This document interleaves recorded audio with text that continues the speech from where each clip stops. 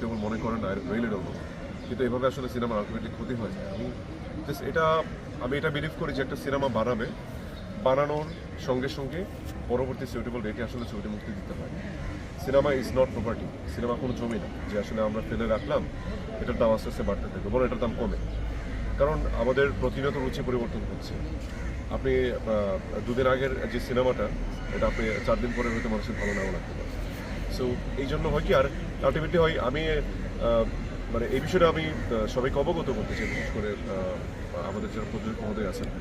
প্রচারণাটা খুবই ভীষণ ইম্পর্টেন্ট একটা বিষয়, যেটা করতে গিয়ে আসলে আলটিমেটলি আমাদের অনেক সিনেমারই বাজেট থাকে না। আমি স্পেসিফিকলি কোনো সিনেমা বলছি না, কিন্তু এই অভিযোগটা আসলে অনেক আর্টিস্টদেরই আছে যে আমরা কোটি কোটি টাকা দিয়ে সিনেমা বানাতে পারি, কিন্তু at the end of the day we don't have budget. আমরা সিনেমা করতে আমাদের বাজেট থাকে না। এই জন্য দেখা যায় অনেক ভালো সিনেমা মুখ থুবড়ে পড়ে, অনেক ভালো সিনেমাও দেখা যায় যে দর্শক পর্যন্ত পৌঁছাতে পারে না। বিশেষে কার নাম খারাপ হয়, নাম খারাপ হয় আমাদের।